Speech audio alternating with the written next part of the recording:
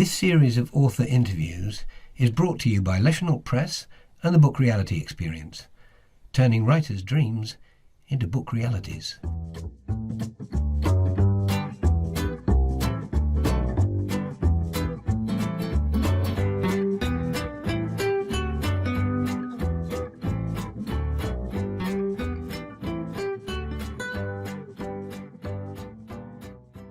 Hi everybody and welcome to another Book Realities, our series of interviews with authors, and today we're joined by Angeline King, the author of Dusty Bluebells and the history of Irish dancing in the north of Ireland and quite a few other books besides. Hi Angeline, how are you?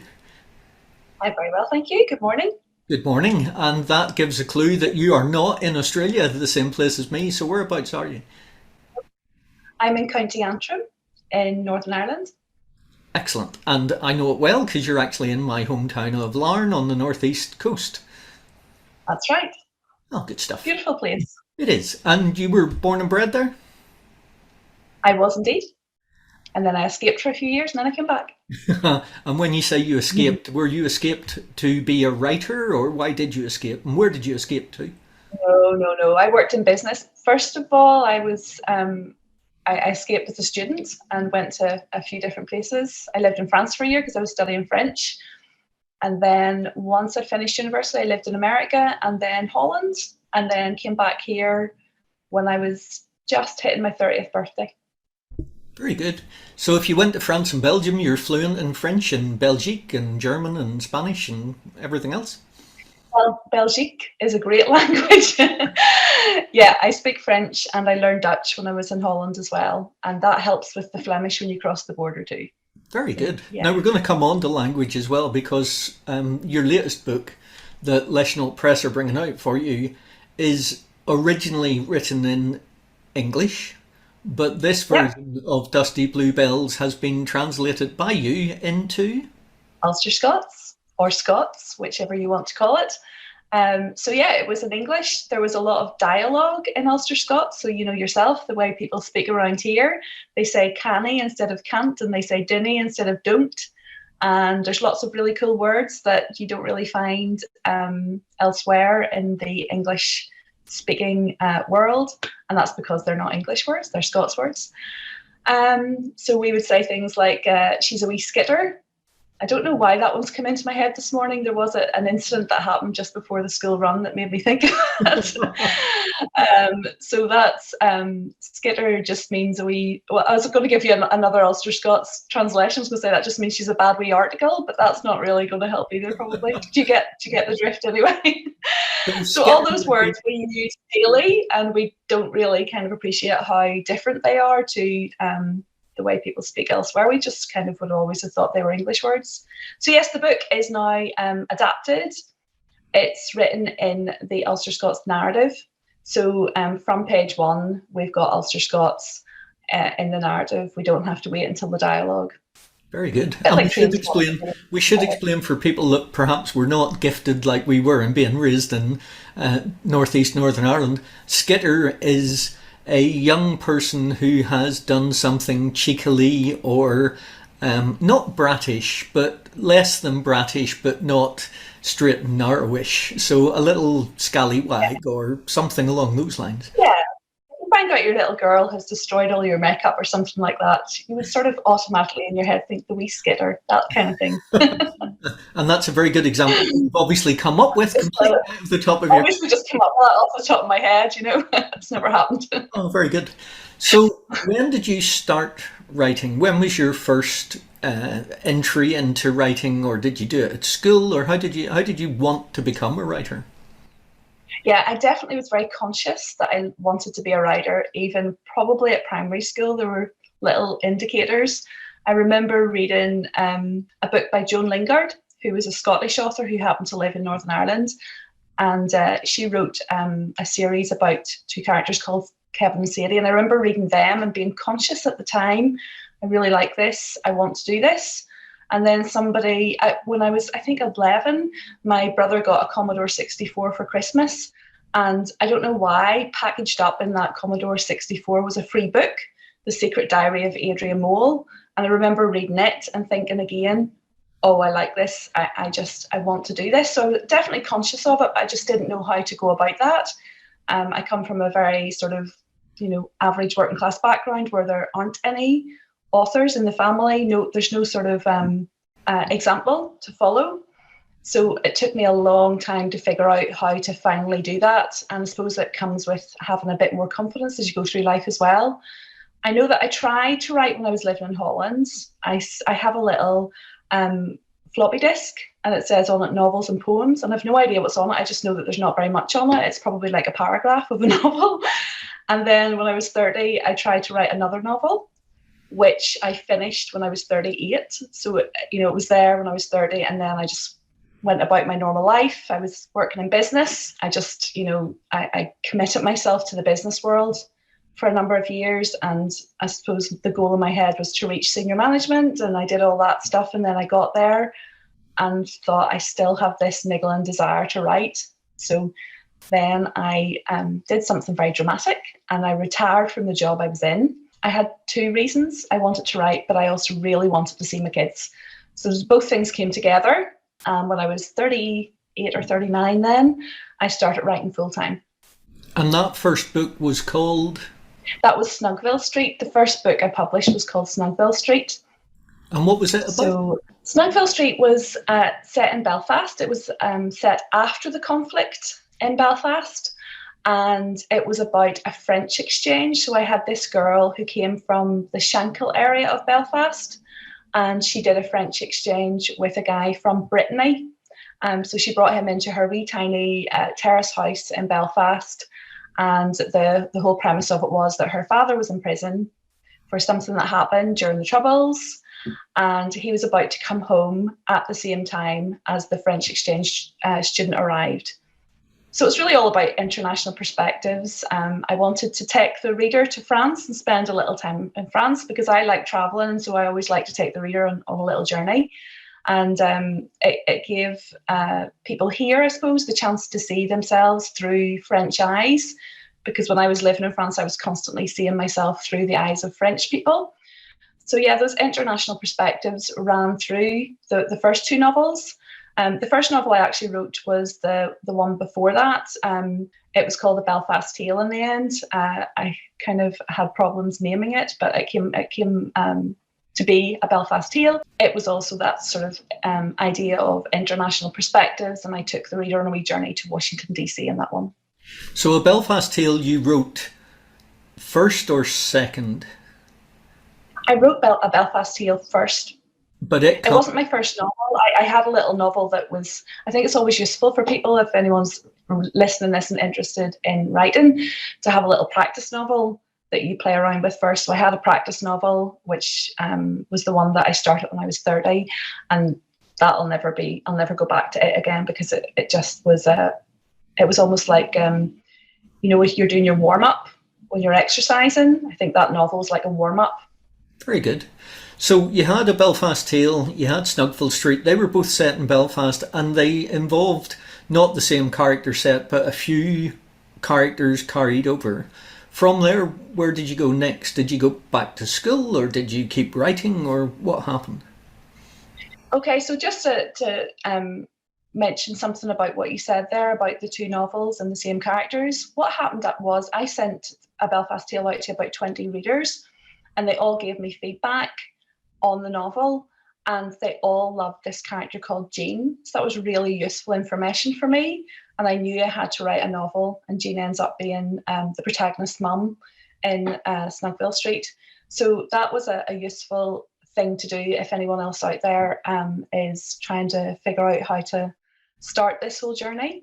The next part of your question was what I did next. So I took my time out. It was meant to be a year. I was going to be a writer, and then I was going to go back into business again. So I tried to go back into business again, but it just didn't work out for me. I really wanted to write. During that period when I was in business, I actually published with Leishnall Press, the Irish Dancing book. So that was a history book. And so that was a wee bit of a diversion for me. But there was a good reason to publish that book. I thought there was a very important story to tell about these amazing, primarily women, who had kept Catholic and Protestant children together throughout the Troubles and throughout the 20th century, really. That was a project I did, obviously, with you. And then at one point, I was getting deeper and deeper into this Ulster Scots thing. So Snugbill Street and Belfast here were written in English. But I started to pepper work with Ulster Scots words, and then it grew and grew, and I became more interested in it. And long story short, I'm in my third year of a PhD. And the Ulster Scots thing is part of that PhD. So I'm doing some work, for example, on female novelists who write in either Scots or Ulster Scots. I'm also doing some work on diary novels. That's going back to those Adrian Mole days. And then a bit sort of unusually, I am doing some work on these Gaelic bards who lived in Larne. I discovered that in the 1500s and early 1600s, we had these hereditary bards. I was surprised. I didn't know that Larne was one of the main centres of bardic activity in Ireland during that period. And I thought that was interesting. Larne would sort of tend not to be known for those type of things. So that's the three sort of research areas in my PhD that I'm doing. That's all resulting in a novel, which is a diary novel by a woman who is obsessed by the Gaelic bards, and she and her family, some of her family members speak in Ulster Scots. So it all comes together in the novel. Very good. So your PhD, you're slightly modest. You're actually the writer in residence at Ulster University. It comes with a title. It's not just doing any... Oh yeah, I'm not modest. I just forgot about that. But yeah, it's funny because I've been the writer in residence and I have gone out to do some events and so on, done lots of Zoom calls, but because we had a couple of years here where we were really badly affected by lockdowns, so I'm not used to saying it in public. It's written down. I never ever get the chance to say it, so I'll say it now. Yes, I'm writer in residence of Ulster University. And because of the writer in residence status, and actually even before you had that writer in residence status, you ran local writing groups.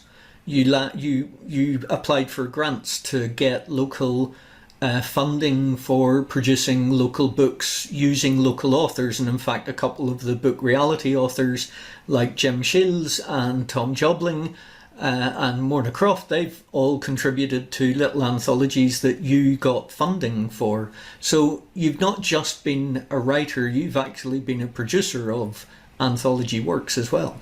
Yeah, at one point I did try to go freelance. I didn't go into all this detail with you, I just got to the PhD. Before the PhD, I did try and go freelance, and unfortunately the whole creative world in the UK just completely exploded overnight because of COVID. So all these freelancers had no money coming in, and I think I had a period of a good maybe year and a half maybe with no work. So just before that, I did that project that you've talked about. I did a local project. I did some regional projects as well. Across Northern Ireland. I worked with you on the North Star publication with Women Aloud. It was a voluntary project for all of us, of course, because we came up with the idea of doing it at the beginning of the very first lockdown. So Women Aloud is it's a community really across Northern Ireland, made up of female writers. I was chairperson of Women Aloud at that time when I came up with the idea of doing the book. But I think I would come up with the idea of doing the book anyway. It was a fun idea. It was a great project to do because when you get some of the best writers in Northern Ireland sending you short stories and extracts from poetry, the editing was a breeze, the putting it together was a breeze. North Star is one of my favourite projects that Leisnault Press were involved in, and actually was a spur for Leisnault Press to move from the hybrid assistance model that we used to always use into the traditional model of publishing, so that was good. As all of that was going on, you also produced Dusty Bluebells in the last year or so, and Dusty Bluebells is a family drama set in Larne, narrative in English, dialogue in Ulster Scots, but as you said, this latest project has taken that story, and is it a straight translation or have you remastered it a little? So I've called it an adaptation.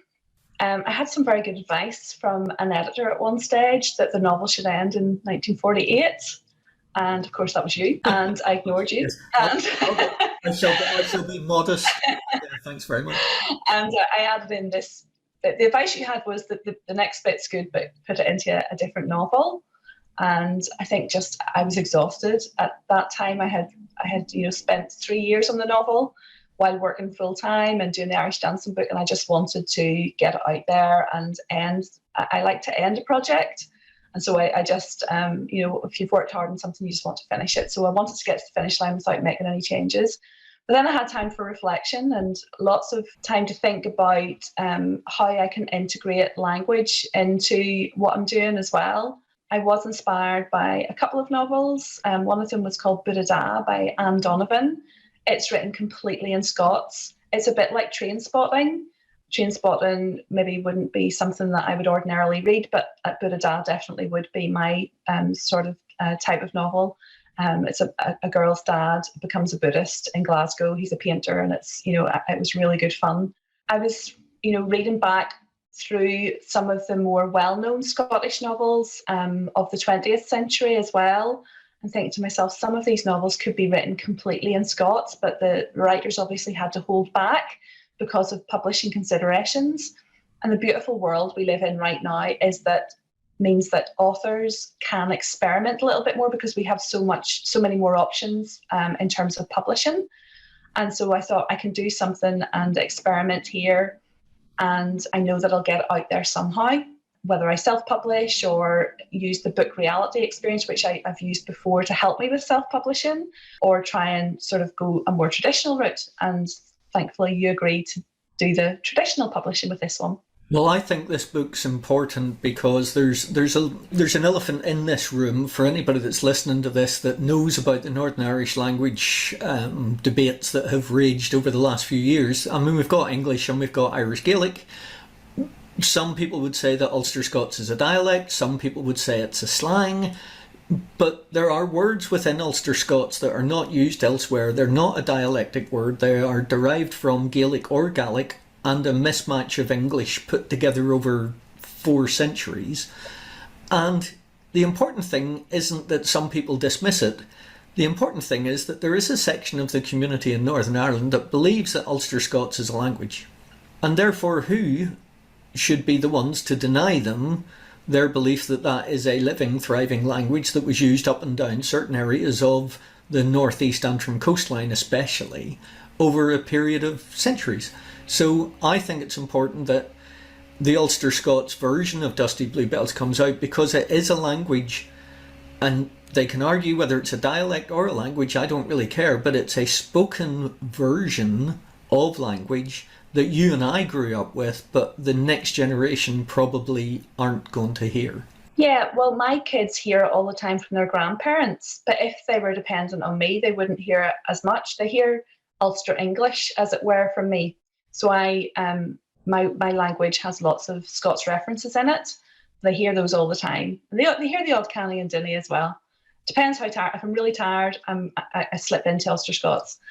Because you're kind of, when you grow up in a community and you have a dialect as such, and you go into a standard setting like a school, you have to kind of put on an act. And this is what we're doing all the time. You're just constantly, and if you let my guard go down, then you'll hear me speak a little bit more Ulster Scots when I'm completely tired. So I don't get involved in the whole language dialect debate because, to be honest with you, I thought it was a dialect for years as well. So I'm not going to judge anyone who thinks it's a dialect.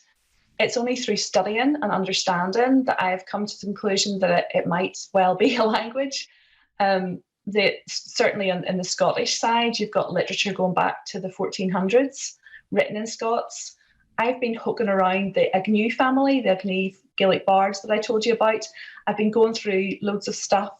They wrote in Gaelic, obviously, but I've seen letters from Agnews that are written in Scots in the 1500s, 1600s, and so on. And that journey that I've been on, it reinforces, the people who know it's a language and say it's a language, they've been on that journey before me. And so I'm now replicating what they have done in the past, and I'm beginning to see that this is a language. But I wouldn't force that on anyone. What confuses me sometimes is when people say, oh, it doesn't exist. There's no such thing as Ulster Scots. It's a bit of an existentialist dilemma because something is being described that doesn't exist, but clearly to say it doesn't exist, it has to exist. It's a funny thing. My decision on it was clear because previously the KDP, the Amazon publishing platform, Ingram Spark, Lightning Source, various other publishing platforms were slow to come to the ability to be able to publish Farsi in Arabic, which obviously read opposite to the standardised westernised way of left to right. And yet they had Scots as a language choice in the publication metadata that surrounds a book before they had Farsi, the Persian language out of Iran. Now, thankfully, all of those exist, but the drop downs where you go, what language is this book in? All of them have Scots. So it's obviously a recognised thing in the Scottish side, and Ulster Scots is simply a derivation of that Scots language. So I don't perceive, and I don't see the reason for the arguments. With regards to writing, which you've done a lot of, do you have any quirks? Do you have to get up at 6 a.m. and start writing for 2 hours with a glass of gin beside you, or is there? Definitely would not work if there was gin beside me. I would have no brain at all. I work best in the morning. When I left work back in, I think I started full-time writing in 2015, and my wee girl was at nursery school, and she was only in for a few hours in the morning. It wasn't even, it was like 2.5 hours or something. So I would have to drop her off at 9, and you couldn't be early. It had to be 9. So I would be sitting impatiently, sometimes at 9:05 thinking, open the doors because I've got to write. And then I would run down the road and write like a mad woman, and then go back up the road at just after 11 to pick her up. So those 2 hours were so important. Everything was really lucid. I was clear-minded, and I wrote Snugville Street like that. And I think Snugville Street was quite successful. And I think, part of its success is how clear-minded I was and how I had the time to dedicate to it and how committed I was. Some people write all day and all night. I don't think you need to do that. I think it's, people give themselves really strict targets sometimes. I think it's more important to think and to make time to think, to go up into the mountains and go up into the hills and spend time in isolation sometimes as well, and just give yourself that breadth of thought, because what you're writing won't be very thoughtful if you're constantly in a rush and you're giving yourselves these targets. That's my opinion. Although I do see pretty much everyone has these targets of so many words per day and so on. Do you plot all your books out, or do you have an idea of start and finish and it's organic, or are you set to a whole bunch of post-it notes with a plot line already worked out before you start? Well, Snugville Street, I was very organised, and I probably had an idea of how it was going to go in terms of plot. I didn't actually sit and write it all down, but I knew the end before the beginning, I suppose. With some other novels, they've been more, what was the word you used? Organic. I think the planning actually works best. So the PhD novel, in order to apply for the PhD, I had to hand in a plot draft. And it was the hardest thing I've ever had to write, because I had no idea at that point what that novel would look like, where it would go, anything about it. And I had to give the most enormous detail. And that's worked really, really well. I would recommend that if you can force yourself to sit down and spend a couple of days figuring out what your novel's going to look like, and then take some time away from that draft and go out for a few walks. And I find personally that most of my writing happens on walks, because I'll be walking along in my own wee world and, inspired by the landscape and the things around me. Stuff will happen that comes to me. You're constantly inspired by the things and the people around you. It can be a wee conversation. It can be, I'm walking up the road, bump into somebody who I haven't seen for 20 years, have a conversation, and I'm like, oh, that's an interesting thought. And, it works like that. And then go back to that draft plan and fix it up a little bit. So it is quite useful, but there's constantly an organic thing happens naturally anyway. Things come to you as a writer. I don't know how much control I personally have over the writing. There is a sort of, I don't want to sound too silly when I say there's a spiritual element to it, but there definitely is, because some of the writing I don't feel that I'm in control of. Things come to me, and they probably come to me because I've experienced them in the past or something, or I've read a book, or there's probably some rational explanation for it, but sometimes it just feels like things just hit the page. So that's almost like channeling. And again, many of our authors have spoken about the fact that they've invented characters, but the characters tend to take leaps off on their own, and you kind of just have to go with them and see what's going to happen to them. And whether that's a channeling of imagination or remembered thought or whatever, but there's definitely where you sit down and you write something and you think, where did that come from? Almost like driving a car and realising that you've got to Street A when you hadn't even realised you'd left your house.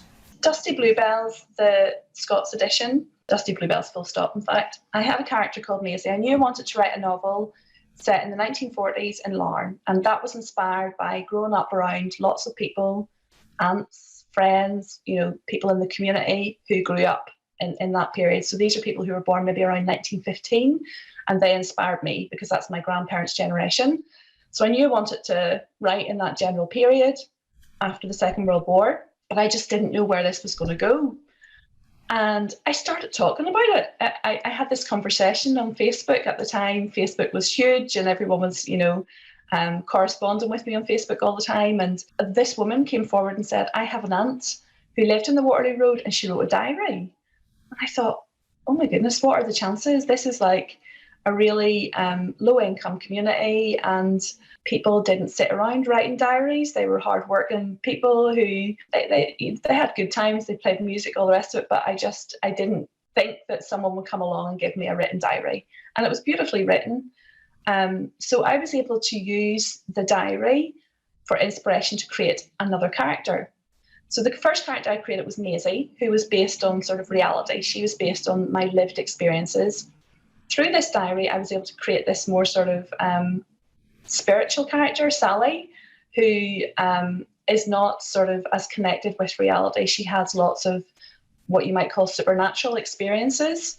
Now, the diary didn't have those supernatural experiences by any means, but I don't know what it was. It just led me in that direction. And I was able to pull little details from that diary and make the realism more real in some parts, but then drift off into this other world. And I like that balance of a bit of realism and then just away with the fairies for some parts as well. Fantastic. In the research then for Dusty Bluebells, which includes this journal that you got from the Waterloo Road, what was the most interesting fact you discovered about the Larne of the 1940s? Well, this is where I fell down a bit of a rabbit hole, because when I started doing the novel, I thought, well, I'm going to definitely have an Irish dancing scene. You know a little bit about the Irish dancing world, or a big bit about it, because your mother was an Irish dance teacher. And actually the timing of this would have been just when she was about to set up her school. So 1948, would that be? That was actually right? Almost. She set her first school up in 1947, 48, yes. Yeah. Well, the novel actually, I must say, opens in 1945, but it finishes in 1948. But I wanted to have a scene to do with Irish dancing. And started to research it. And then I suddenly realised the first festival in Larne was actually 1928. And I was really surprised. I don't think anyone really knew how old the festival tradition of Irish dancing was. That led to a whole load of research that became the Irish Dancing book. And actually the scene about the Irish dancing in the novel could pretty much easily be taken out. But what I did to keep it in, because I really wanted to keep it in, was I put a little part of the story in it that, would drive that subplot forward, and kept the Irish dancing scene there. But it's kind of in the background now, whereas it was maybe in the foreground before. And I did then what I actually really needed to do, and that was to write that history book on Irish dancing instead. So those two projects kind of ran concurrently.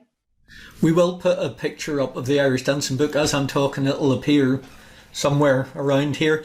But the Irish Dancing book, which is the festival story, the story of Irish dancing in the north of Ireland from the middle of the 1800s through the Gaelic revival all the way up through the Troubles, and how certain women, and obviously I'm biased because my mother was one of them, kept that tradition alive and was able to hand it through to the custodians of the tradition that are there now. So it's personally, it was a very important project for us to help you with and to bring it to publication, because they're coming to an end of their generation, and if those stories weren't captured, by someone like yourself, they would have gone forever. So yeah, we were very happy to be able to help.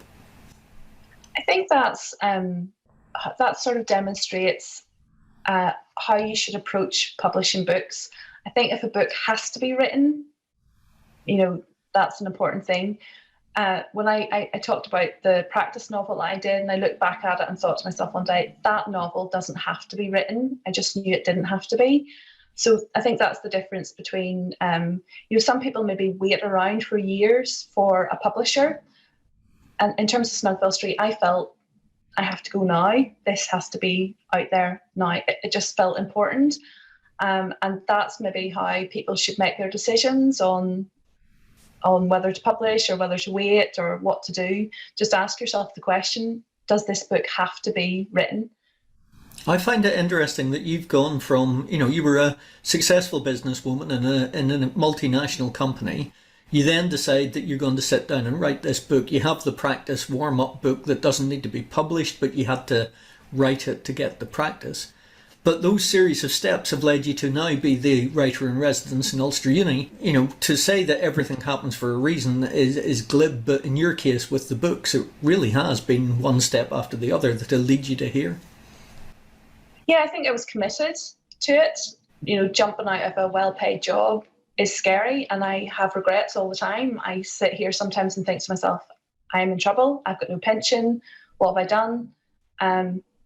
Living on a really low income is okay. You can manage to do it, but it is very, very hard. And at the minute, I'm obviously on a student grant, so it is difficult. Now, in the beginning, I had savings and I was able to set aside money to do this. So I would advise anyone who's maybe in a similar situation to what I was, if you're comfortable in your job and in terms of finances, and you can set aside a wee bit of money, to take that leap. If you feel that you have to do it, then do it. I felt I had to do it. It was a compulsion. I couldn't wait any longer. I'd gone through my 20s and 30s with this desire and this need to write, and I'd been denying myself. And in fact, I felt that I was just constantly writing really dry, boring emails because they were like business emails, and I was being really affected by business speak. International business speak is horrible, and there were just so many little phrases and so on that were starting to crack me up, and I thought, no, I need to escape to a more literary world. So yeah, I just needed to get away from that. It was starting to affect me. I mean, I could go back into it. In the end, I've been running the business since I left. I've been self-employed since I left work. I've had to really up my game in terms of business. When I was working in an IT company, there was a big marketing team that took care of websites, promotion, everything. And then suddenly I was a one-man band. I was doing all the sales, all the marketing, all the writing, all the production, everything. So you're still very much a business person when you're a writer. And I know there's lots of writers around Northern Ireland who work as facilitators, and they go out and run courses, and they maybe run festivals and so on. And they're still using their business head, as it were. Yeah, because people have to remember, it's if you are going to publish a book, it's a publishing business. It's not a publishing hobby. Well, it shouldn't be a publishing hobby. It should be approached as whether you're doing it self-publishing or whether you're doing a traditional publishing model like through Leishnall Press. You have to approach it as a professional. So you can't be an amateur writer in residence at Ulster University. You have to give it your full professional commitment, and people need to remember that. Listen, thank you ever so much for taking all the time out of your morning, my afternoon, for having a chat about all of this. I'd like to end with our 15-question quickfire questionnaire, which is kind of based on the Actors Studio. You'll be fine. Editing is a great thing. If you have to pause and think about it, we'll make it look like it's seamless. Do you want to have a go? Yeah, we'll have a go. Great stuff. So usually I introduce this as, XX, author of X, but you're Angeline King, author of a plethora of books, but we're going to say Angeline King, author of Dusty Bluebells, Scots edition. Here we go. What is your favourite book? Anna Karenina. What is your least favourite book, if you've got one? I would never have got beyond the first chapter of a least favourite book. Good enough. Don't have one. Sorry. Creativity, I'll try and say that word again. Creatively, there we go. Creatively, or in life in general, what turns you on? Walking. And what turns you off? Plastic. Plastic. He did want a quick response. Yeah. Just I like that. cracks me up. Plastic people or plastic bags? Well, if you're out for a walk and there's plastic anywhere, plastic bags, plastic in the trees, sometimes even, and it'll not go there. You want a quick round, so let's. That's good. Summer or winter? Summer. On a completely free day to do anything you want. I want to go back and say spring or autumn, by the way. Those two seasons aren't the two that I love. Autumn and spring. Okay. On a completely free day to do anything you want to, who do you spend it with? Probably the kids, or my mum and dad, or my husband, or... Pick your favourite. Well, right now, if I had an hour, I would go and meet my cousin Stephanie for a wee cup of tea. Good work. Mountains or oceans? Oceans. What is your favourite movie? Amelie? Beautiful movie. If you've only got one song to listen to for the rest of your life, what is it? I can think of an album, but I just immediately thought of Pablo, honey, when you said the word song, the album Radiohead. Don't know why I haven't listened to it for years, but just that's what happens when you do these instant things. Excellent. So that's Pablo by Radiohead.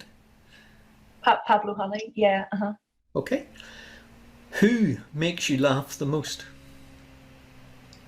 My dad. Laughing just saying, my dad. What smell do you love? I should really say my mum too, because that's really bad that I just said him, because she's funny too. What smell? Nature. The sea. Okay. What smell do you hate? Bleach. Other than the professions you've done, what would you like to attempt? I feel like I'm not doing this as a profession just yet. I'd like to be an author. I'd like to be a novelist. Okay. Because I'm not making a living from it yet, so it's kind of still a dream. Okay. And what profession would you not like to do? I'd make a really rubbish tax consultant. I applied for a job once years ago as a tax consultant. That's how I know. And if heaven exists, what would you like to hear God say when you get to the pearly gates? Come on in. Do you want a wee cup of tea? Very good. On the assumption that God's alarm man, or woman indeed. We'll be very happy. Of course. Listen, Angeline, thanks ever so much for taking the time.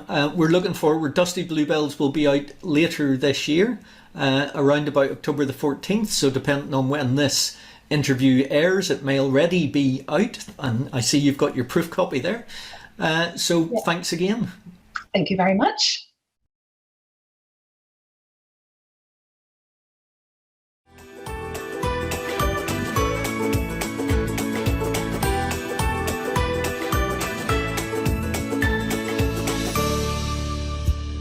Hi, thank you for watching this video.